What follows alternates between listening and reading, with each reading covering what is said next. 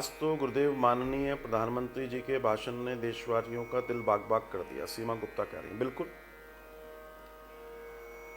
इस देश का प्रधान सेवक जब अपने लोगों से, देशवासियों से बात करेगा तो उसकी आंखों के हौसले को देखकर ही लोग अपने जीवन को महान कर पाएंगे। लेकिन आप लोगों को जानकारी हो, ये पहली बार है कि भारत ने इतना मुखर होकर पाकिस्तान का नाम ले लेकर, आतंकवादियों का नाम ले लेकर और सेना और आतंकवादियों और देश की पूरी पॉलिटिकल पार्टीज को एक कहकर संबोधित किया है।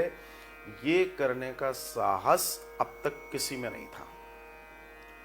देखिए क्या होता है, कई बार जब दुष्ट प्रवृत्ति के लोग होते हैं तो वो दुष्टता तब तक करते हैं जब तक उन्हें कोई टोक नहीं रहा। तो जब कोई बोलता नहीं है तो उनके हौसले बढ़ जाते हैं। इस बार जिस तरीके का जवाब दिया गया है और जो आज का भाषण है, ये ऐतिहासिक है। हम और आप सामान्य लोग हैं, तो सामान्य लोगों को जब ये समझ में आया, इसके जो डिप्लोमेटिक अर्थ हैं, जो कूटनीतिक अर्थ हैं, वो सोने नहीं देंगे पड़ोसी देश को।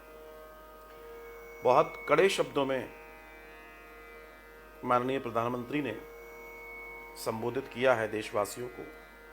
और असल में ये देशवासियों को कम, परदेशवासियों को ज़्यादा संबोधन समझ में आ रहा होगा, क्योंकि वहाँ तो ये बताया नहीं जाता कि हमारा कोई नुकसान हुआ है। वहाँ का मामला अलग है। हालांकि आप लोग इस समय सभी लोग सोशल मीडिया पे हैं, आपको मालूम पड़ ही गया होगा कि ये एकदम युद्धबंदी वाली स्थिति क्यों पैदा हुई।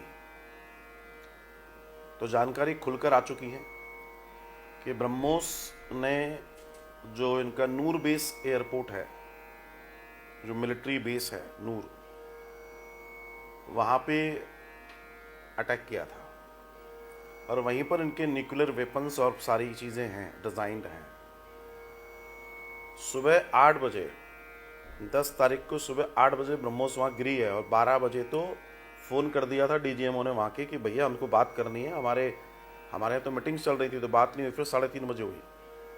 उस बीच पूरी दुनिया में फ़ोन लगा लिया था उन्होंने। कारण क्या था कि उनके मिसाइल्स प्रोग्राम, जहाँ मिसाइल्स परमाणु हथियार है, वहाँ पर मिसाइल गिर गई और वहाँ उनका करोड़ों का नहीं, अरबों का नुकसान हुआ है। और सबसे खास बात है कि 10 तारीख की रात में वहाँ पे यूएस से एक प्लेन पहुँचा है और वो प्लेन ने वहाँ इन्वेस्टिगेशन शुरू किया है, क्योंकि ऐसी खबर है कि उनके जो परमाणु संयंत्र है उसमें कोई लीकेज है और इससे पूरा पाकिस्तान में एक तरह से दहशत का माहौल है। हालांकि ये खबरें दबाई जाती हैं। तो इसका अब बात यह है कि ये खबर सही है कि नहीं है। इस बात में एक चीज़ और मैं जोड़ता हूँ कि एक जहाज हवाई मार्ग से तेज़ी से मिस्र से उड़ के पाकिस्तान आया है। जो मिस्र की नील नदी है, नील नदी के किनारे पे बोरोन पाया जाता है। आप लोग, जब हम लोग छोटे थे, जो लोग साइंस थोड़ा बहुत समझते हैं, तो बीआर जो फॉर्म होती है बोरोन की, बोरोन डीएक्टिवेशन के काम में आता है।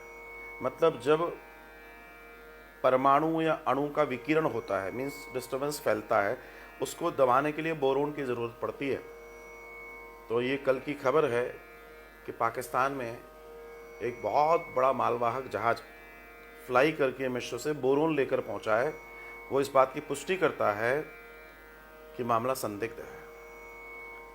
आप सोचिए, एक दिन पहले वही अमेरिका कह रहा था भैया आप जानो, आपका काम जाने, हम कुछ नहीं बोलेंगे। क्यों बोलना पड़ा बीच में? क्योंकि स्थितियां बहुत बिगड़ चुकी थी। अगर एक आध मिसाइल और चली जाती उस क्षेत्र में तो शायद आसपास के लोग, मतलब आप समझ लीजिए, हिरोशिमा टाइप की चीज़ें, जो विकिरण होता है, परमाणु विकिरण, वो व्यक्ति के संपर्क में आएगा और वो उनको डैमेज करता चला जाएगा। So this was the problem. यही कारण था कि समझदारी की गई। हालांकि इतने से उनको समझ में आ गया कि अब कुछ बचा नहीं है। तो भारत माता की जय।